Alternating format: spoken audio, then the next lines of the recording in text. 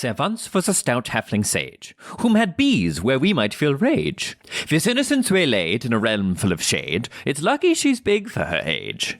Before even turning 12, she fought what grown men dare not delve. It's no small wonder her faith, proud as thunder, caught the ire of the devil himself. Von Zarovich, to end his long year, thought to torment the poor amateur. Yet our heroic lass isn't trapped with his ass. Strahd is locked in here with her. Himself? I'm not taking feedback at this stage, Ismark! Hey Dungeoneers, thanks so much for joining us for another episode of the Strahdcast. If you like what we do here, remember to follow us on YouTube or subscribe via your favorite podcast app to get notified every time we release new episodes. Thanks again, and take your listen with advantage. When last we left our heroes, they returned to Vallaki at last, to find the city much changed, and more ready than ever to face Strahd.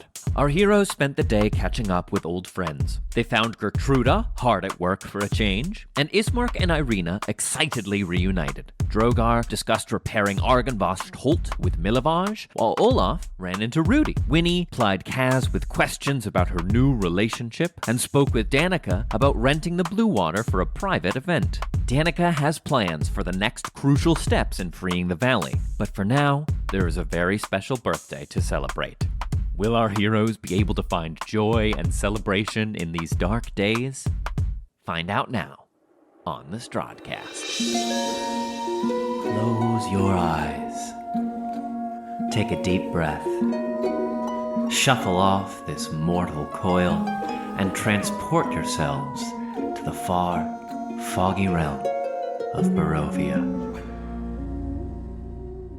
Since you dealt with the werewolves, the Kreskovans have been able to reallocate many of their resources to patrolling the roads, which has opened them up for trade. The cities are communicating with each other, in concert with each other in a way they have not been in centuries. The exception to this, of course, and unfortunately, is Barovia itself, the village. Did you hear that something was going on? How did you hear about this? Whispers on the road, and the fact that it's always been touch and go, keeping track with the city. It was easier when Irina's father was still alive. Mm-hmm. It has always been a little touch and go, but we have not been able to reach them at all. Life there is bleak. People are scared and desperate, even more so than they were here. It is not a mind state that encourages rational thought, and so they look to any comfort they can find. And what they were finding was the pastries. No. Flashback. No way. Wait a minute, are you talking about the dream pies? The dream pastries. I had heard from tell. before. On the Kaz 8. I could really go for one of those right No! I have heard tell of their properties. Is it hot in here? I suddenly feel really itchy. As you think back, Kaz, but you do remember, like, when you ate that I think she pastry. has a very, very strong sense memory of it. It's like... She suplexed Artie. Yeah. Because he tried to take it from her. Yeah. It's like... And you remember the feeling, yes. Kaz, like... That was all pre-podcast. Happiness is a warm gun. You know what I mean? Like, it was like... that. It's Happiness is Chekhov's gun? What? No, Happiness is a warm gun. It's a Beatles song about heroin. Anyway. Yeah. But it's like, it made you just feel lighter and forget all of your problems. Yeah. You know? Olaf Yes. says dream pastry. That sounds delicious. Oh, dear. As Paul McCartney said, happiness is a warm gun. If you introduce it in Act 1, it has to go off in Act 5. Yeah, exactly.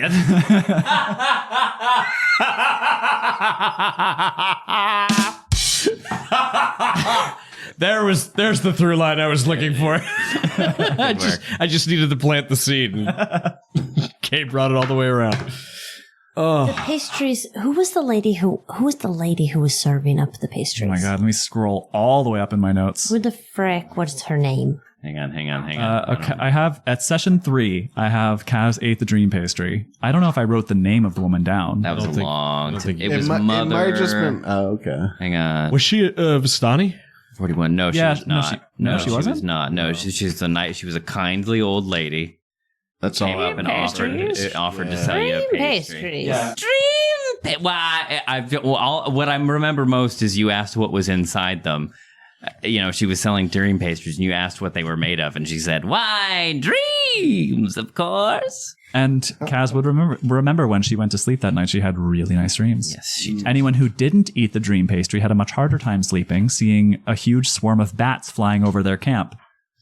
And seeing a huge flock of ravens battling them and driving them off to the east before scattering. Yep. Wow, dude. Oh, my God. God, that's like session 3.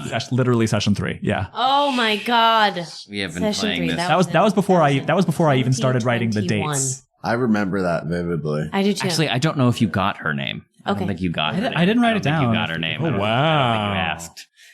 Wow, that was long. We've come a long way. Anyway, we're here in Barovia. So Danica comes back. Well, that is the major bit of business I had to go over with you. For now, I know you're probably tired coming in off the road, so I will allow you to rest. And plus, we have a very special function tomorrow. I'm sure you all need time to prepare. Oh yes, I have rented the Blue Water for my birthday party tomorrow night. Not bad. All right, moneybags. Well, what will it cost? Danica, how much do we owe you? It doesn't matter. I took care of You it. took care of it. I took care of it. She What will it cost, man? What will it cost? She very deftly haggled a reasonable price for the arrangement. You haggled? I hackled. I am so proud good. of you. Did you learn that from Baba Lysaga? Oh, haggled. Order. Dang it.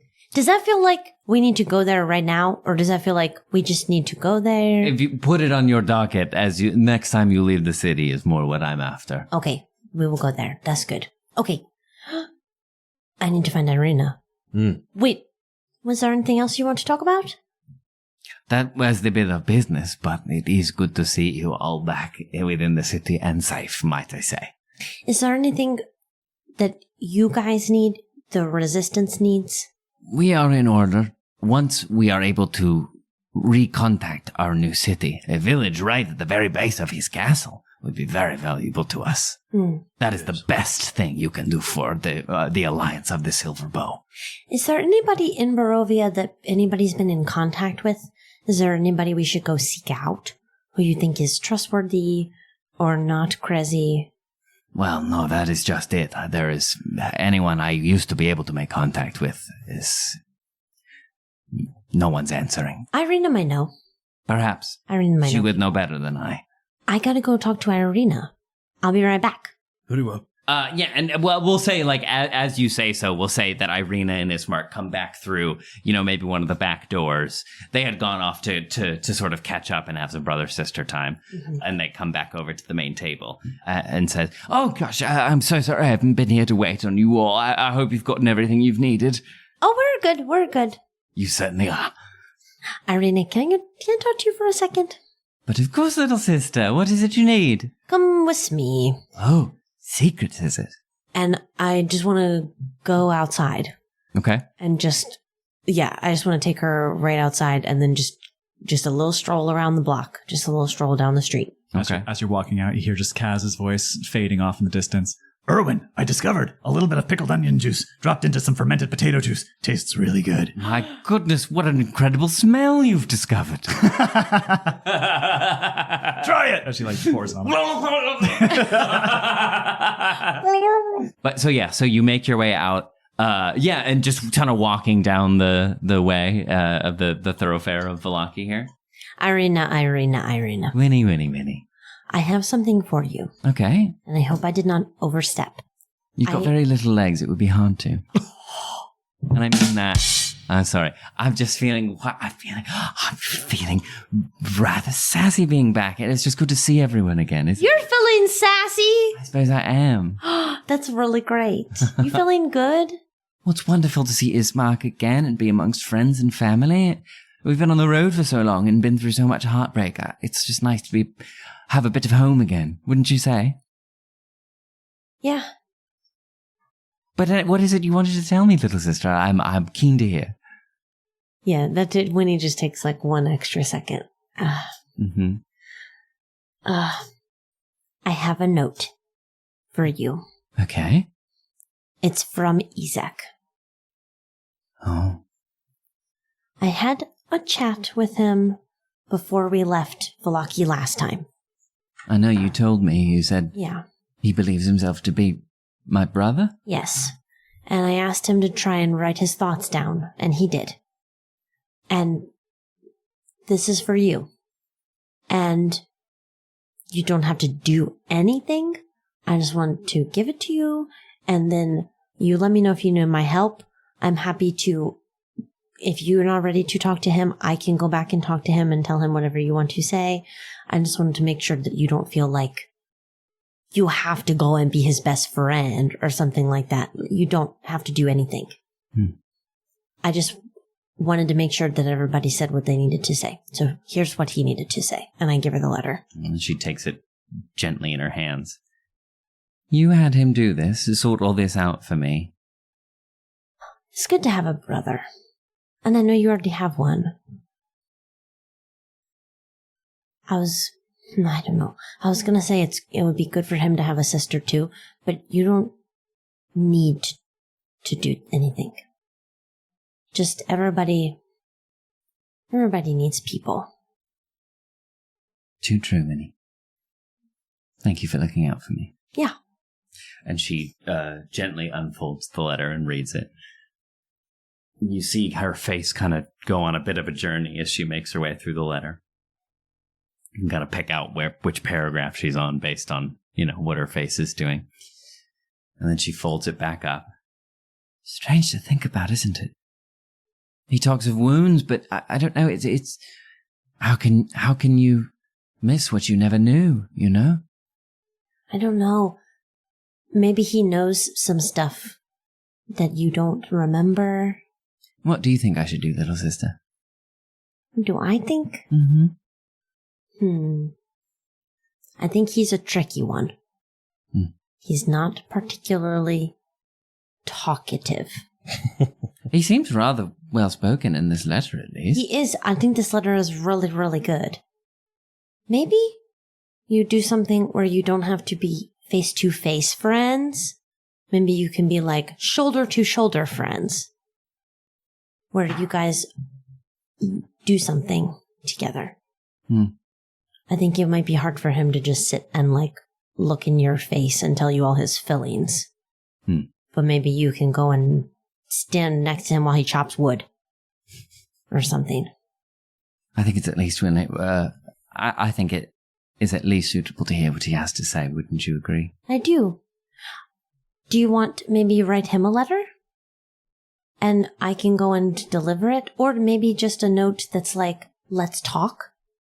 Whatever you think, whatever would be easiest. I think I'd like to hear what he has to say. Okay. What could it hurt? And if it sounds like it means a lot at the very least to him. Yeah. Would you go with me? Yeah. Thank you. I believe I can endure anything if I have you next to me, little sister. Okay. Shall we go? Okay. She takes your little hand. And you can maybe do finish your kind of spin about the block and then start heading back towards the blue water. Yeah. Cool. Drogar will look at Danica and go, Danica, from what we gathered, there was a temple once that was guarded by wizards in this valley. It's a bastion of great evil, a place that not many speak of. I think one of the Order of the Silver Bow's objectives needs to be finding out where that temple is. You have mentioned this before, yes, high in the mountains. And then you hear Dimitri's voice kind of cut across. Yes, the Ember Temple. All we have come to understand has led us to believe that whatever the secret to Strahd's immortality, his grip on this place is, it lies in that temple. It certainly must be a priority and objective as well. Drogar is right in this. Before we are going to assault Strahd, or dethrone him, we must make sure he cannot come back. I leave it to you. We will not make our final move on the castle without your approval, so anything you need to see done before then is your business. I certainly let defeating ancient evils dwelling under mountains to your kind, but we will not make our move on the castle until you have accomplished everything you need to see. Very well. If you will excuse me, everyone, I'm going to take my leave this evening. I won't trouble you. And Drogar will head up to his room and he like hangs his cloak and like puts his shield and his mace down and like kind of like takes off his armor and puts it on its stand. And then he's going to begin the ritual cast for Commune. Yes. Okay, giddy up. Yeah, like there's a moment as he's in there and he takes like his armor off and everything, and he just kind of, I think he looks at the ground and he sees a piece of chalk, like just in the corner of the ground, and he kind of thinks back to like us, like practicing the circles, and he goes, "What if?" And he just like goes and just does it second-handedly, and then sits and just casts Commune. All right, giddy up. What are your questions, my guy? Can we do them one at a time? Sure. I don't see why not. Yeah. The first one is, and it has to. So it must be able. It's a yes or no question, right? Yes or no questions. Yeah. Mm-hmm. And I think as he's doing this, he like does the ritual and everything, and then the last thing that he does, because Tyr is his god, is he takes his hands and he just covers his eyes. The blind god. Yeah, and that's like kind of like what as he does that, like it's almost like shutters opening in his mind, and he can like actually commune with him. So he does that, and then the first question he asks is, "My lord, is the town of Barovia beyond saving?" So you go about this, Drogar. What is the minutia of your commune? We saw Winnie's last time. What is the minutia of your commune? The minutia of Drogar's commune is it's like a still pool of water, and he's either standing or kneeling in it, and there's a dome of light coming down on him, and that's when he asks the question, and as whatever answer comes through, there's another dome of light off in the distance that great, like it comes down. So you're kind of looking for the signal off. Yeah. Great. Okay, that's awesome. So you begin this spell, and is this the first time you have tried this spell since coming to? Well, you've tried it before. You've tried to speak to your god before, but I've never communed. You never communed. Yeah. So you beginning about setting the spell, Drogar, and as you do so, you begin to feel that sort of like when you've tried to communicate with Tyr before, or when anytime you've tried to reach your magic here in Barovia, there's always this weird pressure that kind of creeps in and messes a bit, or changes it a little bit, or stops it entirely. And you start to feel like that cold shiver along the nape of your neck as the fogs try and obfuscate what it is you're reaching. And you feel that familiar sense of dread and cold and hopelessness kind of begin to, and in fact, maybe even it's like that thing where when you're really in the midst of really in the throes of something, you don't even know how much it's affecting you until it's past. Until you have the hindsight to look back and say, wow, I was really going through it. You can't even tell. But so now here you really feel the weight of Barovia kind of press down upon you and try to stop this message from going through to your god. But the beacon, you see, maybe it just catches on like a pane of glass in a dresser in the room through the window. Just that little spectral light just flashes a little bit. You just catch a glimmer of it in the side of your eye, and that feeling retreats. And you can feel that connection to your god that you haven't felt in a minute without the beacon kind of supporting you and fostering that communication. And it still feels far away, but it's like the first time you've really been able to get confirmation and touch outside for the first time. And your question is the village of Barovia beyond saving? Do you have a specific thing that you look for like affirmative or negative? Yeah. So the pillars of light are either on it's either like one, it's very, very, basic, but it's like one pillar or like two pillars, two drops. And how Drogar knows that Tyr is there is when he looks across the water, there are footsteps on the water that lead to either side. Oh, interesting. So it's literally the blind, it's the blind god walking from side to side and touching these pillars of light as they come down, whether it's yes or no. And if there's no answer, then it's the unclear. So is it like 1 is yes, 2 is no? Is that the idea? Yeah. Great. When there's no answer, those were the times I carried you. Always back to Catholicism. Yeah. Just one But I love that image of like It's like footsteps going off in a direction. Yeah. Okay. Not to tie everything back to Princess Mononoke, but it's like the forest spirit. yes, Everything, all roads lead to Princess Like Mononoke. leaping across the That's my pond. favorite movie. all of roads. time. That's such a good movie. It's my favorite movie. Anyway, so the water ripples. The question is the village of Barovia beyond saving? Some of the like little droplets of the water trail off and guide your eye out the window, and you kind of stare across the way into another house that you can see out the window. It's like a level below, so you can kind of see into the bedroom of a family home across the street. And you can see an elderly Barovian woman lighting 2 candles, and she picks them up and like carries them out of view of the window into the home. And we just see like Drogar's blue flame eyes, just like, and then he closes his eyes again and he prepares for the next question. Mm-hmm. Was that a yes? That was a no. It's not beyond saving. Not beyond saving. Yeah. Sweet.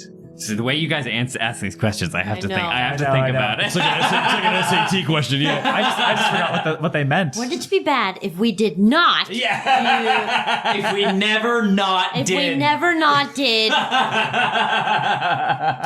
The British are coming. Drogar then asks, is Strahd's immortality reversible? Is the immortality which surrounds Strahd reversible? The water ripples, but it's as if the footsteps are just going in a little circle. Yeah, nice. Great. Yep. Interesting. Lastly, my lord, is Barovia where my journey ends?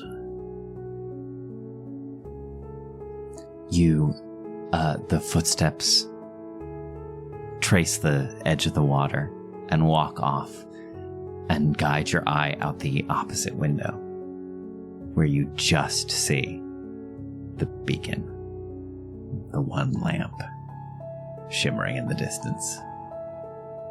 Yeah, and I think like we see him take his hands away and he just kind of sits back for a minute and like everything is drowned out. The sound is drowned out, like everything is drowned out. And he just kind of looks around his room and just sees little things. Like he sees like his little hat that he got that like gives him the 3 spells.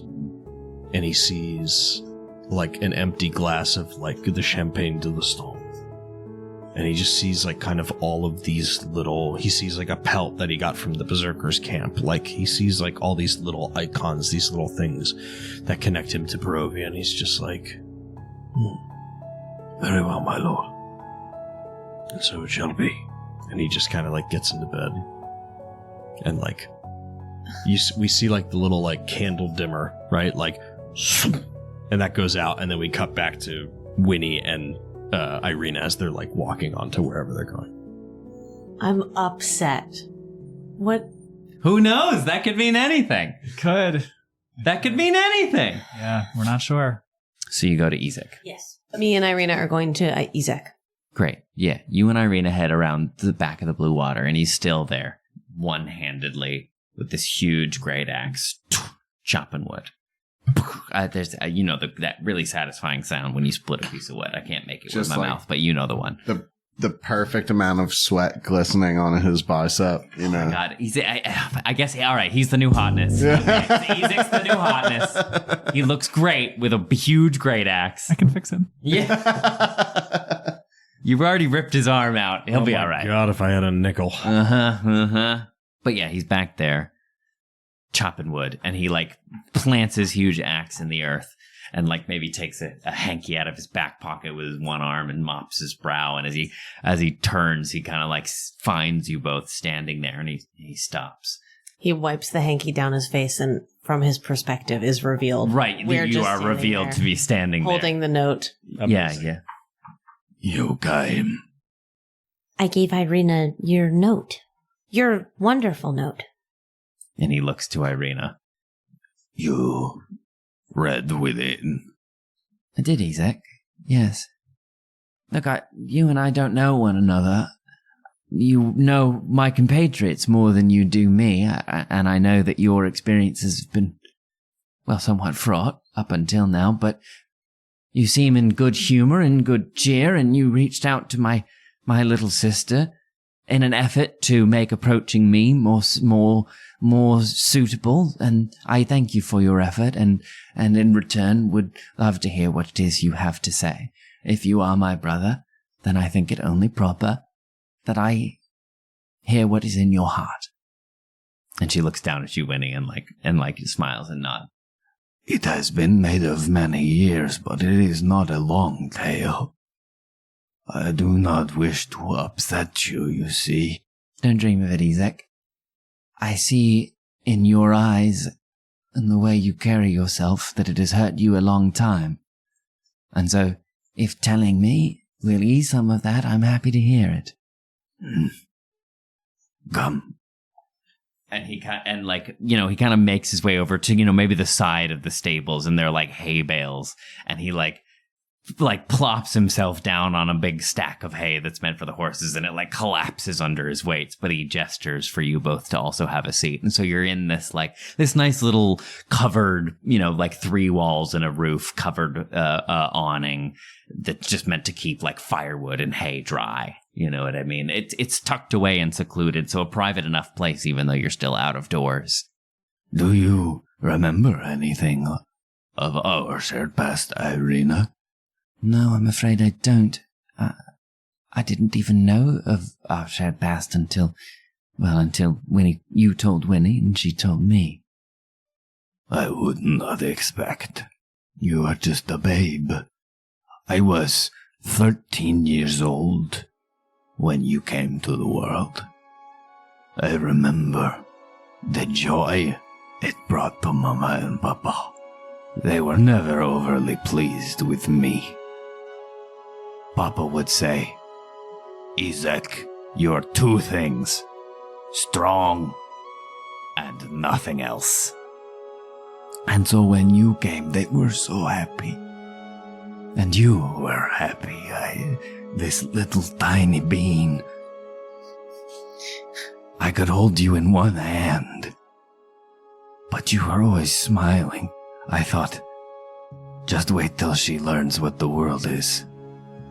Papa did not tell me a lot about our affairs, but when the Wachter woman came, even I knew what it meant.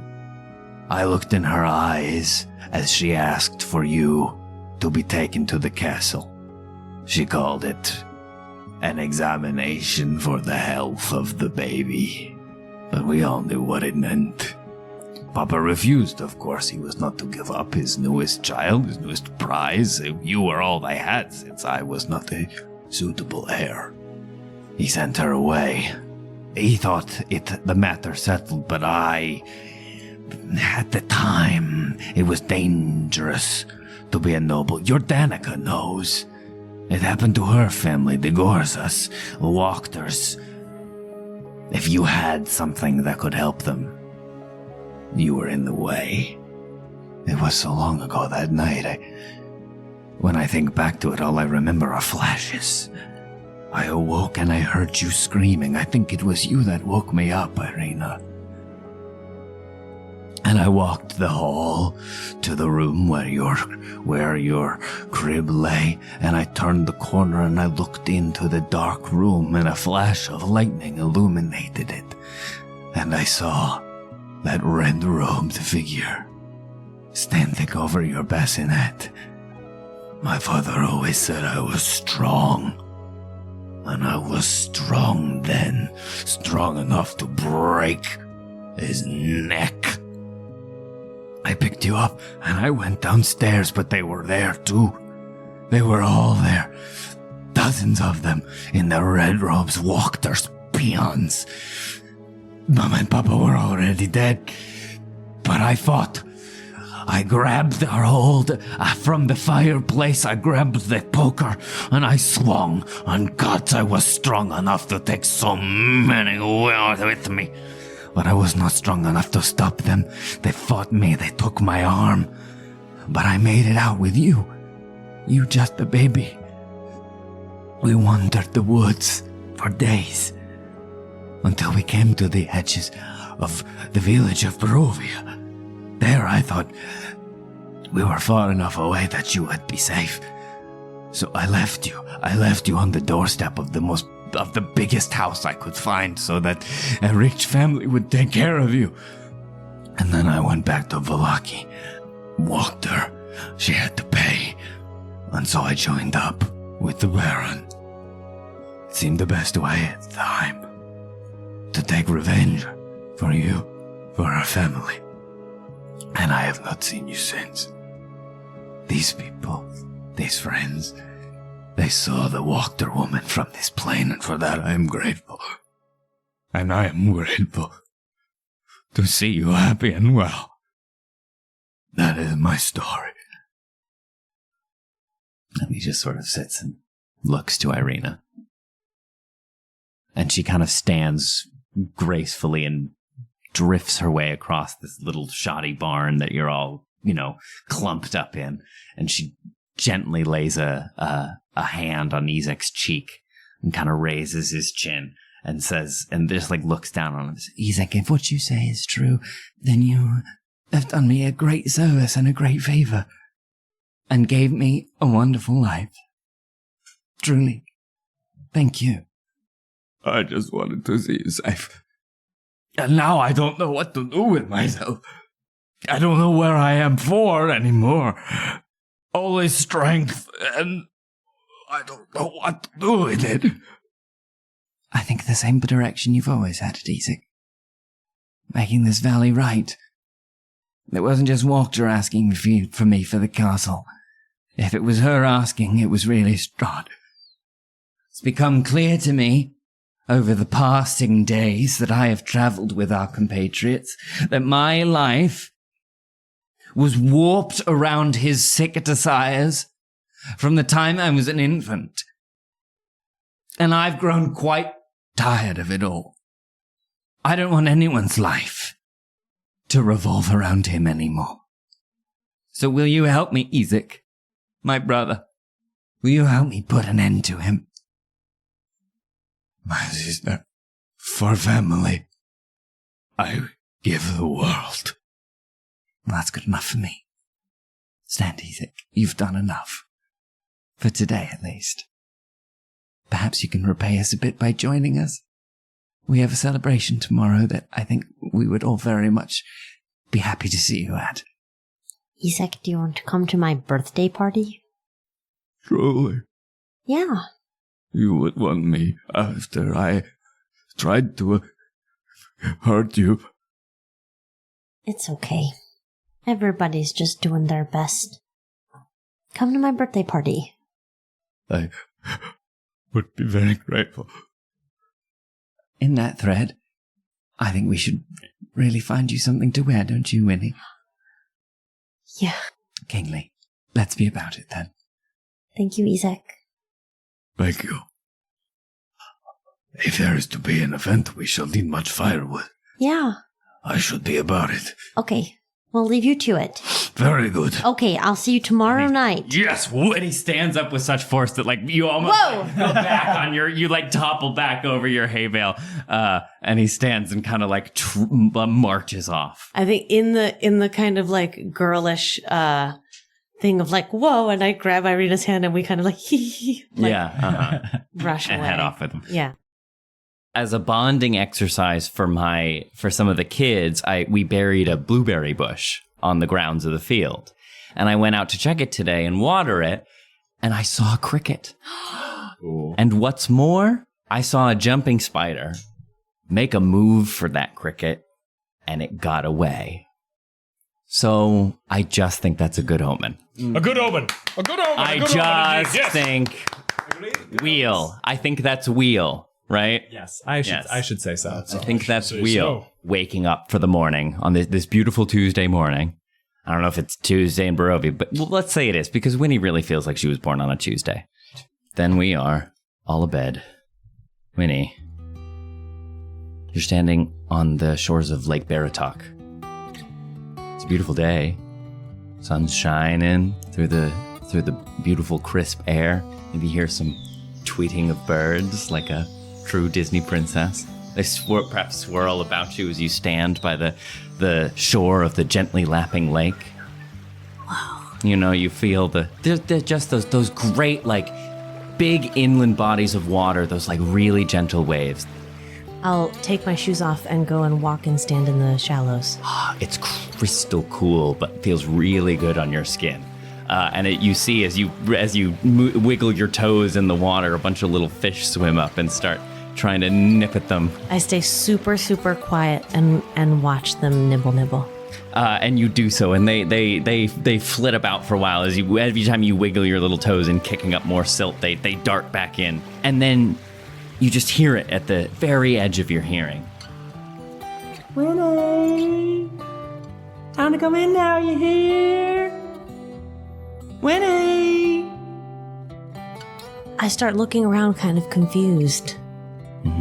Looking for my window that would be open shutters into the kitchen. You turn around, and instead of the foreboding forests of Barovia, it's your house. The front window is open. There's probably even an apple pie steaming on the windowsill. What do you want to do? I do freeze for a minute, feeling nervous because last time I was back here and confused about how I got here, it became a Strahd nightmare. So I pause for a second, but then the smell of the pie drifts through the air. Yeah. Again, like in a Disney movie. Yeah, like in a Warner Brothers cartoon. And then I sort of float over on the scent. You're like Peter Porker. You float. You do. I think you do it. You lift up off the earth, and you float, drawn by the smell of this delicious pie, over to the windowsill. And as you do so, Uncle Ham's face appears and looms large in the window as you float over to it. And he's like looking with huge hungry eyes down at the pie, licking his lips already. And as he sees you float over, Winnie, and your butterfly wings are looking really wonderful today, by the way. And so you flit there in the window for a little bit as Uncle Ham's face, almost like it's like an Alice in Wonderland, like his face swells to fill the whole windowsill. And you see his spectacles sliding down his nose, and he's looking down at the pie, and he says, yeah, don't look. Uncle Ham, don't touch that. Go! We haven't had dinner yet. Oh, you caught me, Winnie. I was about to go sneaking a little peeky at his pie. You're gonna ruin your pot roast appetite. Oh, you're right, Winnie. How you always are. And then his face kind of like pops like a balloon, and the window lies open for you, and you can see Huey running around inside the house. He's chasing there's like a sparrow flying through inside the house, like flying, like stuck in the house, and he's chasing it around inside. Am I really on wings? Yeah. I fly up high and I say, wait, Huey, wait. Stay very still. He freezes in place. And I'll fly over to the bird. Yeah. And say, hi, I'm Winnie. You're inside, or do you mean to be inside? Going that way. There's a window open. Thank you. And he flies out. And you look down from you're up there amongst the rafters with the bird, and you look down and Huey's not there anymore, but instead it's your mama. She looks up at you with this big beaming smile on her face, and she spreads her grin wide, and she says, "Oh, I always knew you could fly. Time to wake up now, sunflower. Time to wake up, darling." And you feel a hand on your back, Winnie, and you feel like your butterfly wings kind of shrink back in. Wait. But I think I can feel she's getting smaller and smaller somehow. She starts waving, yeah. She starts waving. Time to wake up. And you feel a gentle, warm hand on your back. The next voice you hear is Irina's. Time to wake up, Winnie. Good morning. Good morning, little sister. How did you sleep? Pretty okay. Yes? Well, Winnie, it is my esteemed privilege and honor to be the first to say happy birthday. We've got a lot planned for you today. Are you ready to get up?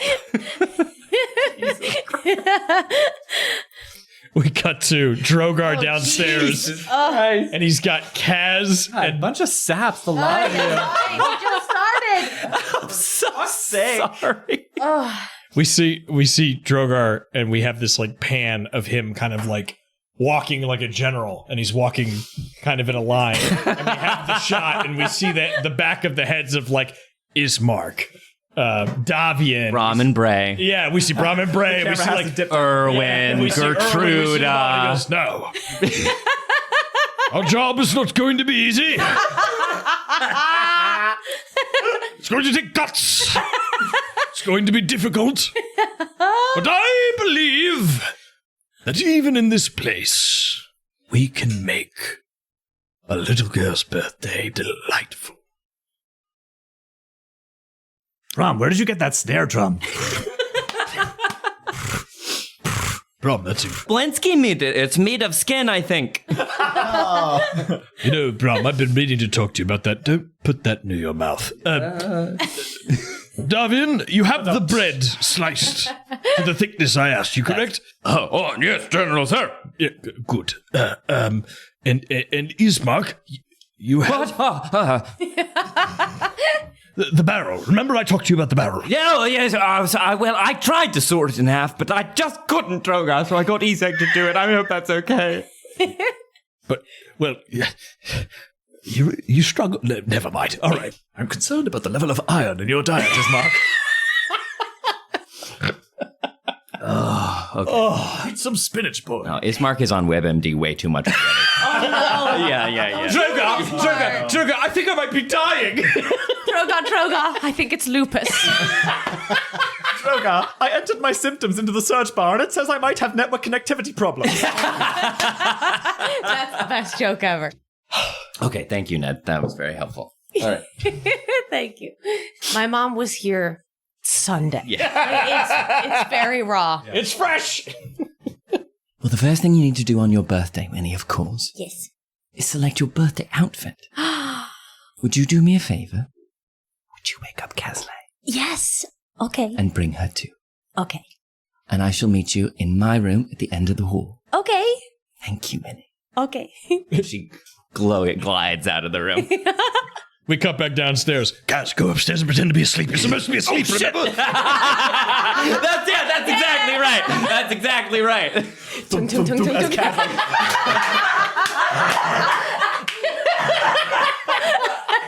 Kaz is taking the steps 3 at a time. She like leaves a dent in the bend in the staircase as she runs up. Slow motion, you see Kaz bounding the stairs as she's looking, as she sees Winnie's door go. Yeah. She leaps into the bed. Give me an athletics check, Kaz. Give me an athletics check, Kaz.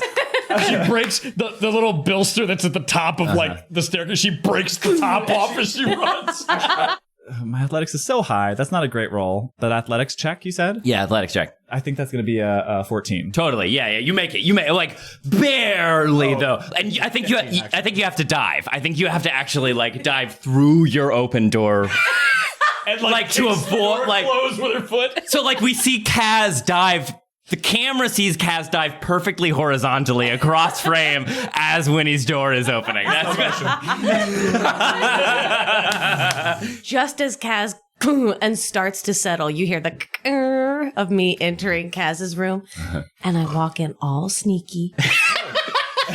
Kaz is not a great actress. We see Drogar and Olaf downstairs just like, I think she made it. As you hear the thud. Yeah. So I think you walk in. You walk in, and Kaz, who's not the highest charisma, not the best actress, just Oh, Winnie, I mean, who's there? Oh, you're awake, and I'm running over. I'm jumping into her bed, and I'm big spooning you like a backpack. Just now, I was having crazy dreams. What crazy dreams? I was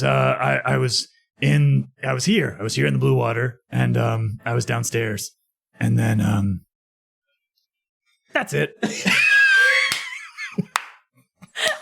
I guess it doesn't actually sound that oddly crazy. specific. When I say it out loud like that, It felt crazy. maybe you had to be there. I guess it actually wasn't that crazy. Could you fly in the dream? No, I could fly in my dream. that sounds cool. Yeah. Hey, guess what? What? We have to get up because Irina has plans for us to get birthday outfits. Oh, okay. I mean, cool. Great. Okay, yeah, great. That sounds fun. Do you need a minute? Do you need to get ready? Yeah. I'm already getting up. I'm walking to the door. I have my hand on the doorknob. Do you need a minute? Yep, I'm opening the door. Just a second, I'll be right out. Eager kids. The thing is, she closes the door and the bed just like falls apart. That's it. The door closes and just like legs fall out from underneath it. All right, so do you just go? You just go to Irina's room? I am now like, do you need a minute? Do you need anything? Okay, well, leave me for a minute. And I close the door and then I sit down outside the door. Oh. And I'm waiting for Cass. You hear a loud. Are you okay? The door opens. Yeah, I'm ready. Let's go. Okay, let's go. And we go down to Irina's Right, room. you go down to Irina's room. Winnie, while you're doing that, can you give me a perception check? Said the DM. Sorry. That's all good. It's cute, I promise. It's cute. Look. I believe. 22. You, from downstairs, your nostrils begin to fill with the unmistakable scent of Neverwinter toast. Yes. And for a minute, I flash back and I see that gooseberry pie sitting in the window. And I just have a moment of the two worlds kind of crossfading. Bleeding, yeah. Mm-hmm. And then I'll grab Kaz's hand and I'll run the rest of the way to Irina's room. So you walk along, yeah. So the setup upstairs is there are the individual rooms which y'all have been splitting or sharing or what have you. But then there's that big room at the end that Irina has been using, and you open up the door, and every corner, every inch of every part of the wall has a dress on a hanger. Oh my goodness. So you walk in and it's like being in a boutique in Paris. It's just the everything is hung up on the wall, just kind of splayed out. And at like across the way, directly across, is this huge, sort of main chest of drawers that with both its doors swung wide open, almost as if everything has sort of like been like blown out of it and spread from this one central wardrobe. And Irina is standing right in front of it. And she's saying, "Welcome to Irina's boutique. We are so glad to cater to only the finest customers here. What can I do for you today?" Well, good morning. Good morning, fancy ma'am. Good morning, Miss Ma'am. I have come here looking for a birthday dress. How very kingly. Oh, look at you. And aren't you just the perfect vision of a birthday girl? Tell me, how old are you turning today? I am turning 12 years old today. A magical number. What are you most excited for? Oh, I'm just excited to see everybody. All in one place, not being chased or hunted or otherwise threatened. I'm sure they're excited to see you too. But now, on to the selection. And she starts moving about, and like as she starts like moving from wall to wall, saying, "Over here we have," and she starts like detailing things. I think for a minute her voice kind of fades. Great, perfect, absolutely, yeah. As she's doing like the, and I do a turn as she's talking, just looking at everything on the walls. Yeah, and it's over here now. Yeah. And I'm looking at it, and there's something about it that feels so grown up. Mm-hmm. And I've never experienced anything like it in Emily, because that was before, when I was younger. And now I feel like I've just walked. It's like I've walked into my new life. Mm-hmm. Just as like you kind of come back to yourself and you hear her voice ring out more clearly. But if I may be so bold as to make a suggestion, miss, I think you should like very much this. And she pulls out a beautiful little tea-length dress with a square neckline with like little straps, like little tiny straps that go over the top in a beautiful teal blue. What do you think? Oh, I love that. Do you think it will fit? Where did it come from? It was mine. Really? Yes, when I was a little girl. All of these were. Oh, wow.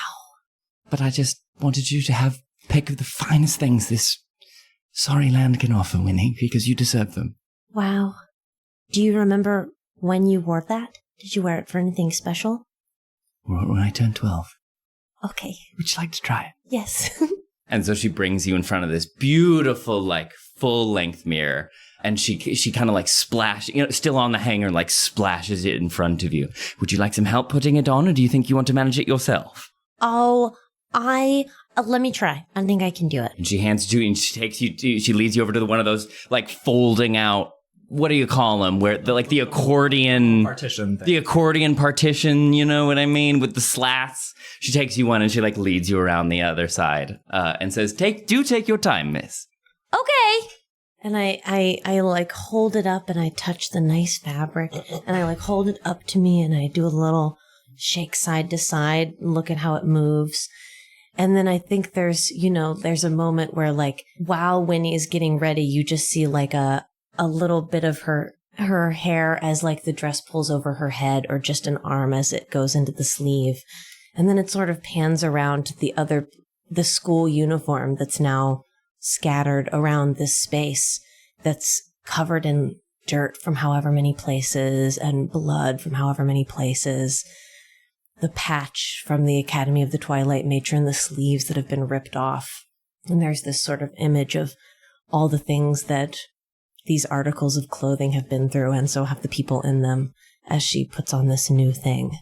You're very, as we all know, you're very stout for your age. Yes. And so it fits perfectly. Great. Is there a mirror, or is there not? Yeah. There is? Yeah. It's outside. So if you come back around the thing, then you can see it. Yeah. Okay. So I have to come out first and present. No, we'll say there's a little one in there. We'll say there's a little one in there. She would know. She would know the deal. Irena's a pro.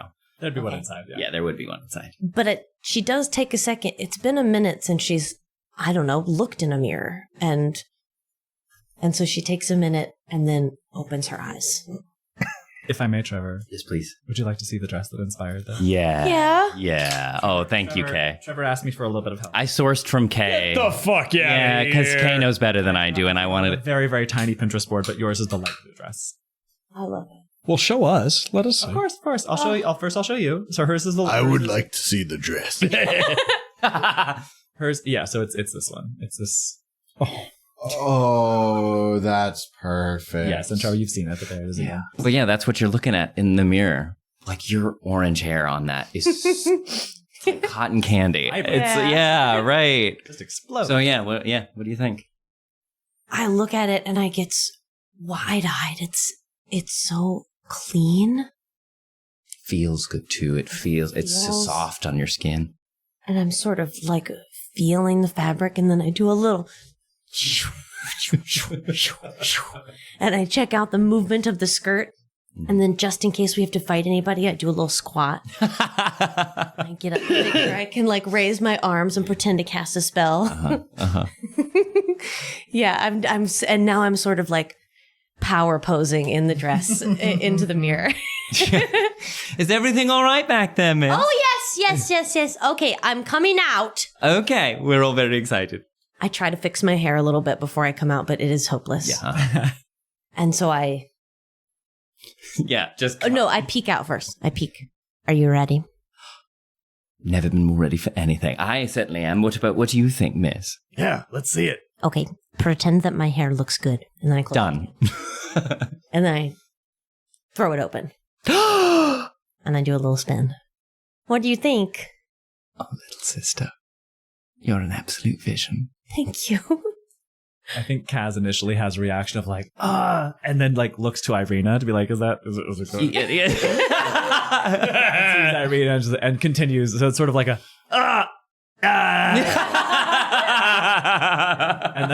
and then just to sort of cover goes, How does it move? I did pretty good. And I do the swish that I was doing inside, and I do the squat that I did inside. Good. And then I Okay. do the power posing that I was... See, I knew this was important. Great. Form and function. Look how high I can kick. Great. Yeah. High kicks and great looks. But the most important thing, and she walks over and she bends down, like she kneels down and is sitting on her knees and her toes, and she looks at you and she says, the most important thing, do you like it? I really like it. Then it's yours. Thank you. Wow. You're welcome. And don't think I forgot about you, Kasle. What? Why don't you come take a look as well? And she starts leading Kaz through everything. I mean, you know, what I have usually is like probably fine. What if like we get attacked or? Well, that's nice. Amazing. Oh my god, that was the cutest fucking thing. I thought of that actually, Kasle. I prepared for the inevitability of mortal danger, as we always should in your company. We do seem to sort of attract, don't we? I thought about this, and so I thought I want you to be able to move and be mobile. And so, if I may, I would suggest this. And she goes over and she pulls out from like behind. She like parts a couple of dresses like a curtain, and behind is what is essentially like a pantsuit. Yes. Yes. We Pinterested this too. Yeah, let's show the people, Kay. Show the people. Look, we have it. Show the people, Kay. Power pantsuit. Basically, yeah. Campbell, you've already seen it, but I'll show the boys. I love how the men are like, yeah, Looks good, ladies. sure. Which one? Is it one of these? Yeah, it's that one. It's that one. Yeah, she does the Off the shoulder, yeah. like the off the shoulder fitted jump. Oh, nice. Yeah. Ooh, Olaf feels a little something. And that is going to spread wide across her broad torso, I tell you what. That's going to be a lot of shoulder hanging out. Yeah, I think I love me a strong shoulder. I love shoulders. Yeah, I think she goes to try it on. Do you think maybe we could let it out around the ribcage a little bit? Irina puts up her hands and tucks them into like the enormous folds of her long curly hair, and she pulls out a needle and thread. I thought you'd never ask. And so she sets about it, Kay, yeah, and like lets it out a little bit, and she's very adroit with the knitting needle. Yeah. And so sets you up just right. And I should describe, Irina is wearing. Yeah. Pull up the Pinterest board. Yeah, pull up the picture. Yes. Why bother? A lot of Pinterest boards for this episode. So it's We're planning a party. It's the one to the high to low sweetheart neckline, Yeah. green dress. Yes. Very good. Right? Yes. Yes. Oh yeah. Oh yeah. Goodness. Look great with her hair. Yes. Oh yeah.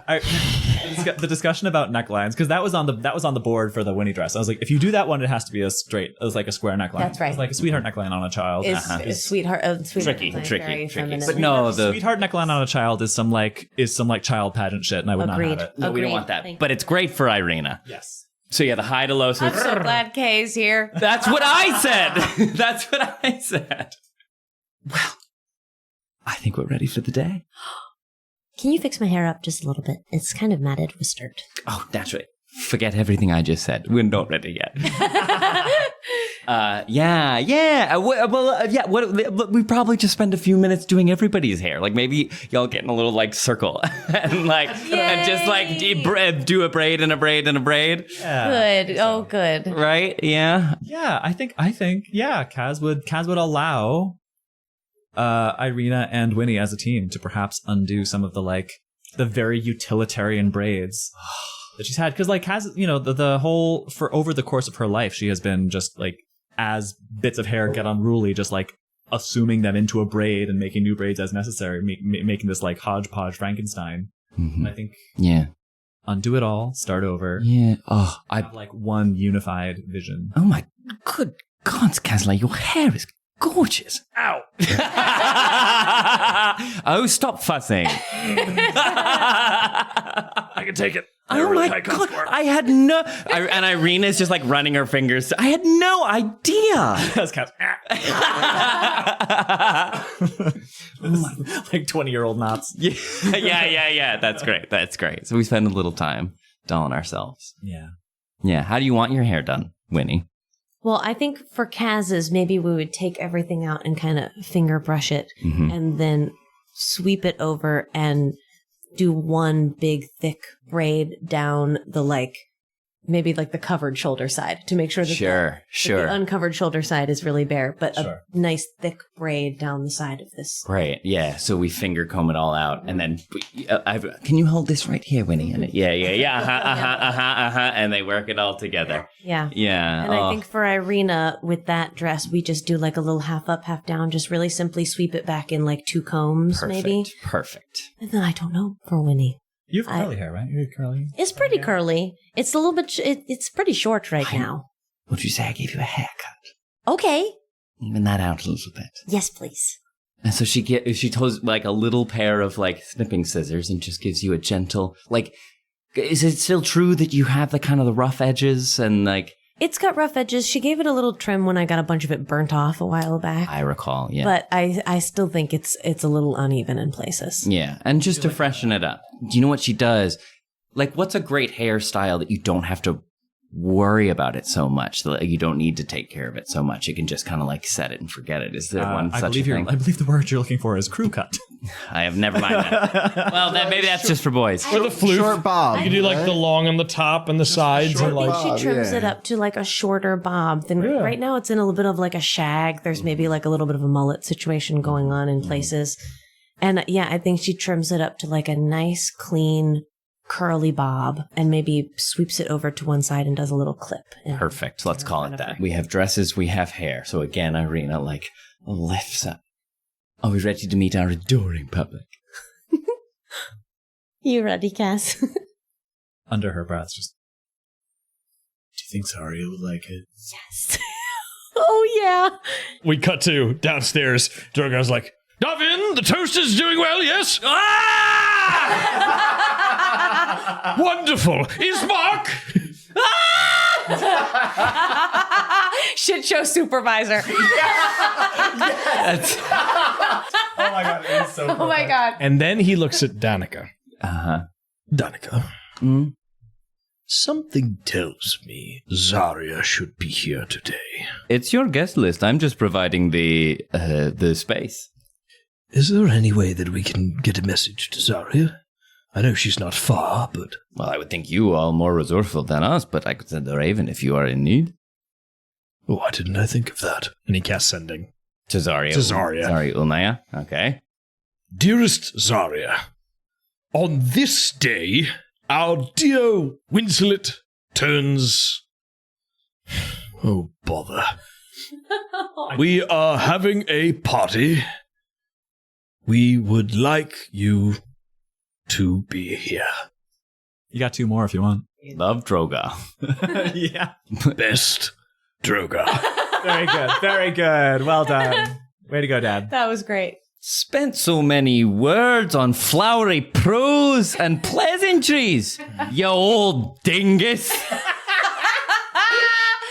See you bloody there. Right? I don't know what I expected. That's about it. And then we cut back up to... Great, yeah. So Irina opens up the door and says, well, they're waiting for you. Okay. You make your way back out onto the balcony and start... do you head your way down? I run back into my room and I grab Tally-Ho real quick. Great. And then I put his gladiator helmet on because it's a special occasion. It is. That's his form. It has a little feather plume. Yes, his one raven feather plume.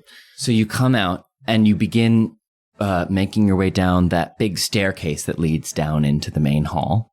And as you make your way down, you look out at the sort of main hall of the tavern, and it is beautifully decorated with snakes and spiders and bats. And as you're making your way, you're looking at all these things and you begin to realize it's all of Brom and Bray's toys hung from the rafters as decoration.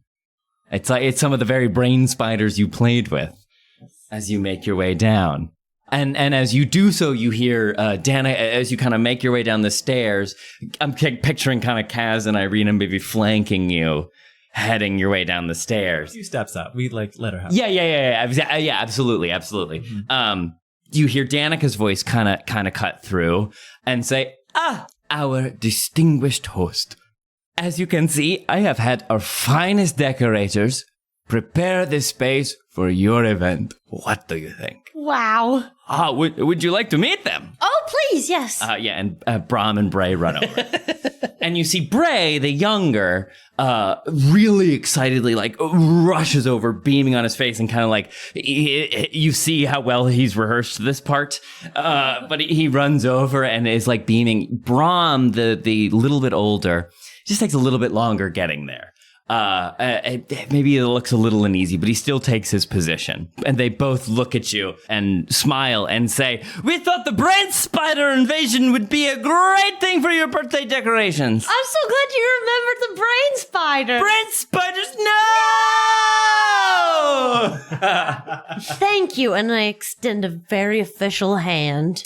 Bray shoots out and takes it and very enthusiastically. Thank you very much for all of your hard work. It looks wonderful. You're very welcome, brain spider mistress. Thank you also very much. And I reach out my hand to that was Bray. That was Bray. And I reach out a hand to Brom. Brom, who's closer to your age. And he it's not that he doesn't look happy. It's just he has to push a little bit. His smile looks it doesn't quite reach the eyes. It looks a little forced. He's trying to. You can just sense that he's kind of trying to act tough. But he extends a hand and it's "You're very welcome. We're very, very happy to have you." This looks really great. Thank you so much. Thank you. I have to be honest. It was Bray's idea. That's okay. Thank you for your help. You're very welcome. Are you okay? Wow, wonderful. And a happy birthday to you. Yay! And yeah. Can I roll insight on it? Sure. 18. Something's bothering him, and you don't think that it is anything about this, actually. He just seems distracted. Okay. Mm-hmm. I also wanted to be sure to invite you, introduce you to some of the other members of the staff for our night together. Would you please come with me? Absolutely. She brings you across the floor over to the front door. And she says, "Well, as I knew it would be a busy night and we would have many guests coming in and out all through the eve to come to see you, I wanted someone to attend to the door." She opens it up. Oh, no. "Hi, Winnie!" Oh, my I did not see that coming until that moment. I truly cannot wait to watch the video back because he said the word door and I was like, duh. Oh, no. Oh, my. Strahdcast features Campbell O'Hare as Winnie, Kay Devine-Jones as Kaz, Ned Iannacone as Drogar, Tyler Kanter as Olaf, and me, Trevor William Fayle, as your DM. Darkness cannot drive out darkness. Only patrons can do that. Special shout out to our newest patrons, Jennifer Bone, Samantha Kolensik, Delane, and Skylar Merrill. Welcome to the party. If you're not ready to support us financially, there are still plenty of ways to help us out. You can follow us on TikTok, Twitter, and Instagram at Critical Fail DM, binge Madness and Mercy on our YouTube channel, and join us there every other Sunday at noon Eastern Standard Time when we do live listens of new episodes of the Strahdcast. Or rate and leave us a review wherever you like to listen. Thanks, Dungeoneers, and take your day with advantage. There I am, barbecue sauce on my titties. So there I am. The whole crowd is The whole gather back again. barbecue sauce on my titties. Oh, no, not the titties! But did you eat the barbecue sauce? Don't be stupid. Of course I did. What's a barbecue, my lord? Tell you when you're older.